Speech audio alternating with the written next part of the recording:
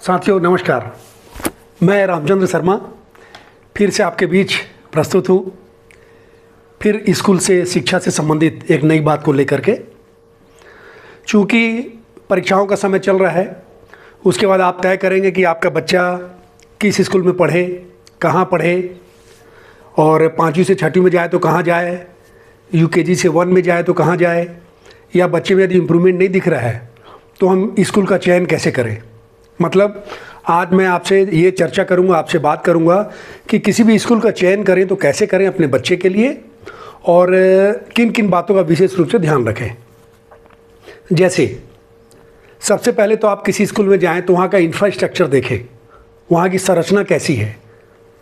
मैंने देखा है कि बहुत सारे स्कूल जो है वो किसी किराए की बिल्डिंग में या 4-5 फ्लोर की स्कूल है उसमें चल रहे हैं, लेकिन वहाँ पर मैदान नहीं है, खेलने की जगह नहीं है। बहुत सारे computer lab, science lab, maths lab, chemistry lab ये नहीं हैं। वहाँ पर असेंबली के लिए, प्रेयर के लिए जगह नहीं है। तो बच्चे का कैसे डेवलपमेंट होगा? क्या केवल क्लास में जाने के लिए बच्चा जाता है? नहीं, वो खेल के मैदान के कारण, अन्य चीज़ों के कारण भी बहुत कुछ सीखता है। तो आप स्कूल का इंफ्रास्ट्रक्चर देखें कि कैसा है, कितना बड़ा है, मैदान है कि नहीं है। उसके बाद फिर जब आप जाते हैं तो वहाँ की साफ़ सफाई की व्यवस्था कैसी है, वहाँ के टीचर्स की क्वालिटी कैसी है। वो जो टीचर्स है वो यदि अंग्रेजी माध्यम का स्कूल है तो अंग्रेजी में बात कर पा रहे हैं कि नहीं कर पा रहे हैं, कहाँ से उनका सोर्स लिया गया, मतलब वो कहाँ से आए हैं, ये भी आपको पता करना चाहिए। उसके बाद जो उसमें क्लासेस चलती हैं उसमें स्मार्ट बोर्ड है कि नहीं। जैसे ये स्मार्ट बोर्ड है, इसके पीछे स्मार्ट बोर्ड है, स्मार्ट बोर्ड महंगा आता है, वो स्मार्ट बोर्ड के माध्यम से पढ़ाई हो रही है कि नहीं। एलकेजी नर्सरी के बच्चों को स्मार्ट बोर्ड के माध्यम से सिखाया जा रहा है कि नहीं। ये सब चीज़ें भी मायने रखती हैं। फिर उसके अलावा आप वहाँ पर मंडे टेस्ट कैसे होता है, रिवीजन टेस्ट कैसा होता है, पढ़ाई का स्तर क्या है, इसके बारे में भी पता करें। मतलब एकेडमिक महत्वपूर्ण है तो एकेडमिक के बारे में पता करें। लेकिन एक चीज़ का ज़रूर ध्यान रखें, जो मैं देखता हूँ कि एक ही स्कूल में, मुझे किसी स्कूल से मतलब नहीं है, मैं किसी का नाम नहीं लूँगा, लेकिन बहुत सारे स्कूल में एक ही क्लास में 80-80 बच्चे बैठते हैं, 75 बच्चे, 80 बच्चे। कैसे संभव है कि 40 मिनट के पीरियड में आप एक एक बच्चे को ध्यान दे सकेंगे? बिल्कुल ध्यान नहीं दे पाएंगे। और पेरेंट्स के ऊपर मुझे आश्चर्य होता है कि वो एक क्लास में 80 बच्चे हैं, 75 बच्चे हैं, 70 बच्चे हैं, उसके बाद भी वो अपोज नहीं करते हैं, वो विरोध नहीं करते हैं, वो बोलते नहीं हैं कि सर टाइम कैसे हो पाएगा। तो इस बात का भी ज़रूर ध्यान रखें कि एक सेक्शन में कितने बच्चे बैठते हैं। उसके अलावा वहाँ पर एसओएफ की तैयारी, ओलंपियाड की तैयारी, राष्ट्रीय प्रतिभा खोज की तैयारी, इसके लिए अलग से क्लास होती है कि नहीं। जेई और नीट की क्लास के लिए उनकी क्या तैयारियाँ होती हैं, खासकर 9 to 12 के लिए।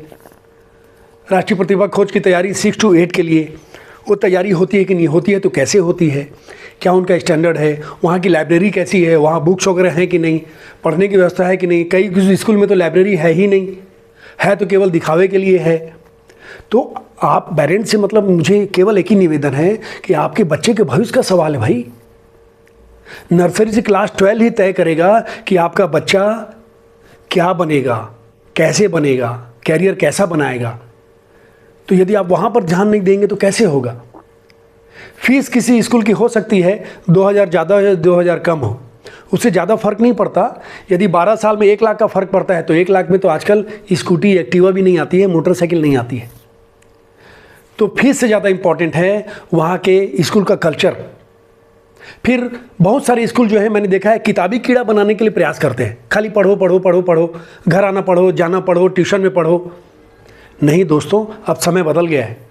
अब आपका व्यक्तित्व होना चाहिए, आपके अंदर आत्मविश्वास होना चाहिए। तो उस स्कूल में डिबेट होता है कि नहीं, खेल कूद की गतिविधियाँ होती हैं कि नहीं, अदर एक्टिविटी जिससे व्यक्तित्व विकास होता है वो होता है कि नहीं, ये सब पता करें। उससे नेतृत्व क्षमता बढ़ती है, आत्मविश्वास आता है, संचालन, मंच संचालन की क्षमता बढ़ती है, आपके बच्चे की एक पर्सनैलिटी बनती है। तो हमेशा परसेंटेज काम नहीं आता है जीवन में, आत्मविश्वास और बहुत सारी तैयारियों का जो लेवल है, व्यक्तित्व है, वो भी काम आता है।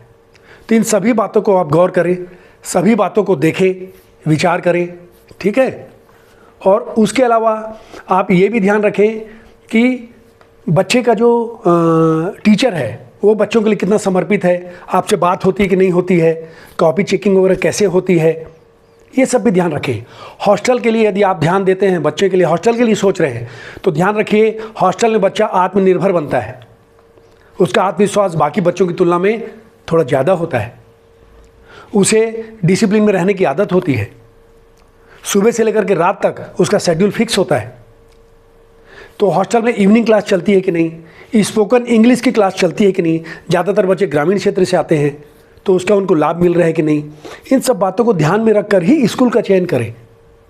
उसे आसानी से मत लें, क्योंकि स्कूल ही तय करेगी कि आपका बच्चा क्या बनेगा, किस दिशा में जाएगा। आपने स्कूल के भरोसे अपने बच्चे को छोड़ दिया है, तो स्कूल कैसी है ये जानना बहुत ज़रूरी है। और भी बहुत सारी बातें हैं, बहुत सारी चीज़ें हैं जो आप स्कूल जाएं तो टीचर से पूछें, बात करें कि वहाँ क्या क्या होता है, कैसे होता है, तब फिर आप एडमिशन का निर्णय लें। वरना हो सकता है गलत स्कूल के चयन से आपके बच्चे का फ्यूचर भी गलत हो जाए, ख़राब हो जाए। तो मेरा निवेदन है कि आप स्कूल का चयन सोच समझ के करें, विचार करके करें। जो बातें मैंने बोली हैं उन बातों को ध्यान में रख के करें। यदि आपको वीडियो पसंद आए हो तो सब्सक्राइब करें, लाइक करें, शेयर करें, कमेंट करें और हमें मार्गदर्शन दें। पुनः आप सभी को नमस्कार, धन्यवाद।